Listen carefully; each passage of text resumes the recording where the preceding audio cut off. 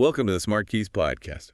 If you look back at the old traditional career model, it's pretty simple, right? Very simple, yeah. You went to school, you got a steady job, and you essentially coasted on that single set of skills straight into retirement. Right, the classic three-stage life. Exactly. But that map is officially broken.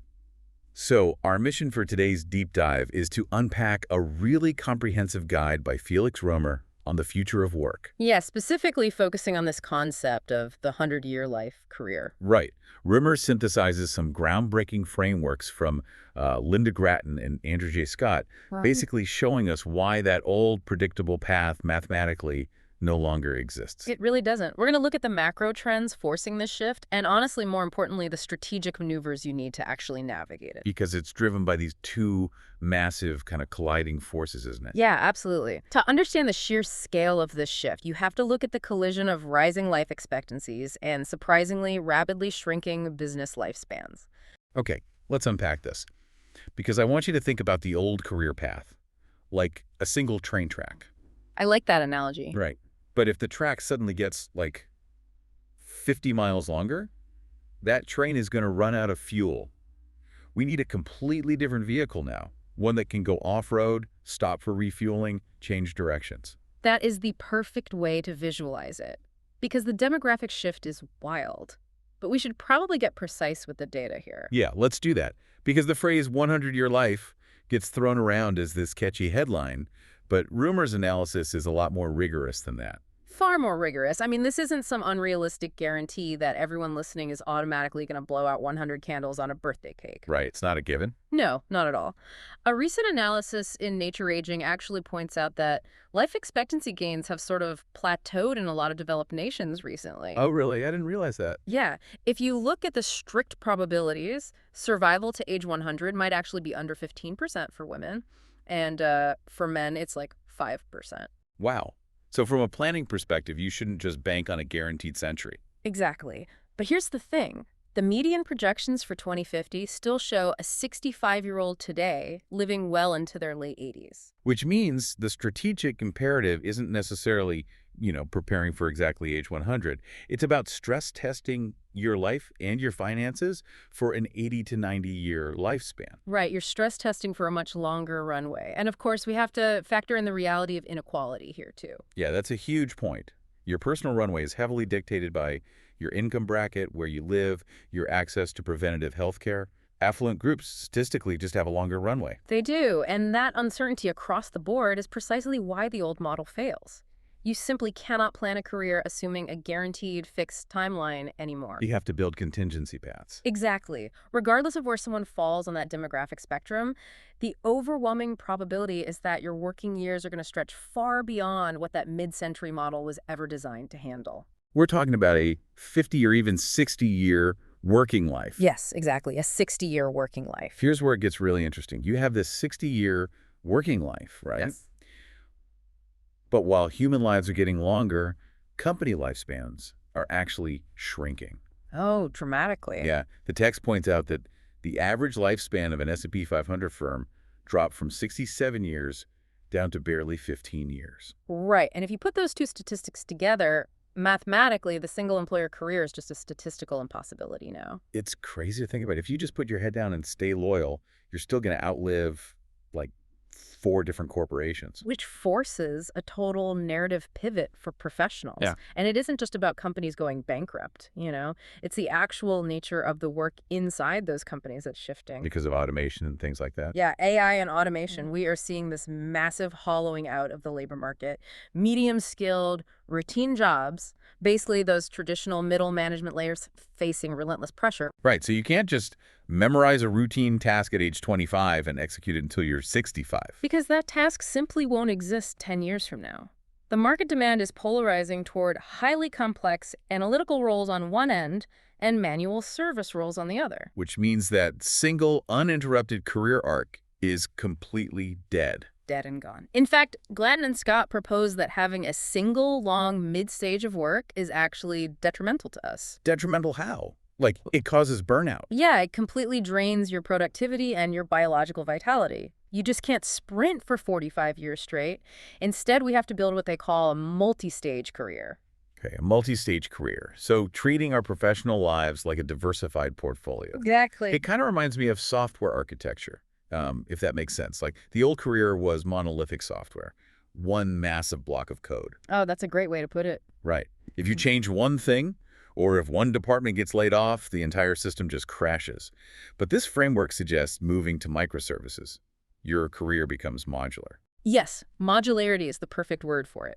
You can unplug the, say, corporate director module for 2 years, plug in a freelance consultant module, and not crash your entire financial system.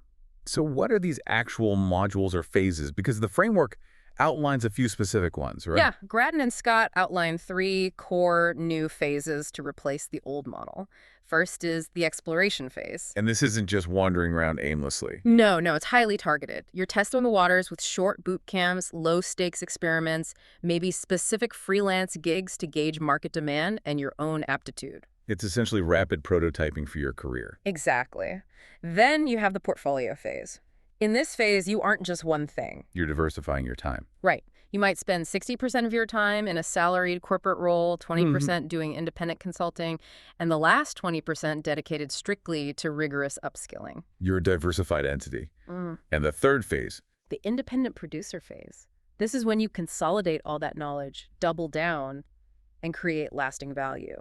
So maybe you launch a venture or ship a major product or take on a really high-level leadership role. and the brilliance here is that you don't just do these once. You cycle through them iteratively over that 60-year span. Exactly. You loop through them. But wait, let's look at the actual mechanics of this. Because it's easy to say we need all these stages, but how does someone structurally manage these transitions? Well, you have to build up the right assets. Right, because you can't just wake up one day and decide to be an independent producer without the underlying capital. And the framework breaks this down by treating your personal capabilities like a business balance sheet. Yeah, separated into 3 distinct asset classes. Let's go through them. The first class is your productive assets. Right. This is your tangible career currency. It's your inventory of skills, your formal credentials, and most importantly today, your published proofs of work. Proofs of work, that's so critical. Because it's not enough to just privately know how to do something anymore. No, you need the public portfolio, the white papers, the shipped code, the successful ad campaigns that prove your capability. Because when that 15-year company folds, your internal performance reviews vanish with it. Exactly. Your productive assets are what actually travel with you across organizational borders. They are completely portable. Okay, so if productive assets are the engine of this modular career, they obviously require infrastructure to run. Which brings us to the second class, vitality assets. And we really need to emphasize how strictly Römer's analysis treats this. Yeah, this isn't just corporate wellness terminology. We aren't talking about, drinking a green smoothie or going on a weekend mindfulness retreat. Not at all. Vitality assets are treated as rigorous compounding capital. We're talking about your sleep architecture, your preventative health care, and having dense social ties. Because if you're preparing for a 60-year career, treating your biological health as an afterthought is basically professional sabotage. It is. If you operate on 4 hours of sleep for a decade, your cognitive half-life shrinks. Your productive assets will degrade faster than you can replenish them. Plus, strong relationships with family and friends act as the shock absorbers for the volatility of a multi-stage life. Exactly. It's risk mitigation. If your vitality assets deplete, your engine seizes up. And then your productive assets can't even be deployed. Okay, so that's productive and vitality. Then we hit the third category, which I think is kind of the hardest to quantify, transformational assets. Yeah, this one is a bit more abstract, but just as vital. The framework defines this as your capacity for adaptability, your self-knowledge, and your diverse networks. So it's about identity. Yes. Think of your professional identity not as a job title, but as a reputation for solving a specific category of problems. Oh, that's a great distinction. Right. If your identity is rigidly tied to being the, say, vice president of logistics at Company X, that identity dies the day Company X goes under. But if your identity is the person who untangles highly complex supply chains, then that identity transfers perfectly from a dying logistics firm to a booming tech startup. Transformational assets allow you to reframe an industry shift not as a disaster, but as a pivot point. okay, let me push back on the reality of this for a second. Because it is very easy for us to sit back here and analyze these 3 asset classes in theory. Sure. But look at the friction points of modern professional life. You have a listener who is grinding through a 50-hour salaried work week. They're managing a team, maybe raising a toddler. Yeah, life is busy. Exactly. So how exactly are they supposed to build productive portfolios, maintain perfect sleep hygiene, and cultivate transformational networks without completely burning out? It's the most critical friction point in the entire model. And the tech's answer lies in dismantling how we actually think about learning. Okay, how so? Well, the old monolithic model assumed you did all your learning right up front. 4 years of university, maybe a master's degree, and then you just execute for 40 years. If you try to apply that heavy, front-loaded approach in the middle of a busy career, you will burn out. The solution is what the framework calls short learning loops. Short learning loops. How do those mechanisms work in practice? A short learning loop means you completely abandon the idea of pausing your income to go back to school for 2 years. Oh, so no full-time MBA mid-career. No, you integrate the learning into your actual workflow. You design monthly micro upgrades and quarterly learning sprints. You leverage stackable courses and negotiate stretch assignments within your current role. But let's be real here. In the corporate world, a stretch assignment is often just management code for unpaid overtime. Yeah, that's a very fair point. Right. So how does someone negotiate a learning loop so it doesn't just become weekend work that drains their vitality assets? By trading output for flexibility. You have to make the learning mutually beneficial. You don't just blindly take on extra work. What do you do instead? You identify a skill the company desperately needs. Say, implementing a new generative AI tool for data analysis. You propose to learn it and pilot it, but you negotiate that 10% of your billable hours are dedicated specifically to this training. Okay, I see. So you are upskilling on the company's time, you're creating a public proof of work, and providing the company with an immediate business solution. It is a steady accumulation of knowledge without stopping your income machine. It's compounding optionality. You make these micro investments in your skills every month, and over a decade, you've quietly built an entirely new engine while the car was still driving. Exactly. Which brings us to a concept that completely rewires how we view professional timelines. Decoupling age from stage. So what does this all mean? Decoupling age from stage. Well, historically, your biological age strictly dictated your professional stage. In your 20s, you were a beginner exploring the market. In your 40s, you were expected to be in senior management. Right. And in your 60s, you're supposed to be winding down. But the multi-stage life destroys those age-based assumptions entirely. It's incredibly liberating if you think about it. You can be in an exploration stage, essentially acting as a beginner at 55, or you can be in an independent producer stage, scaling a business at 28. Exactly. And this decoupling is exactly what combats ageism in the modern workforce. It normalizes a reality where a 50-year-old might be doing an internship-style boot camp to learn machine learning. Maybe guided by a 30-year-old technologist. Yeah.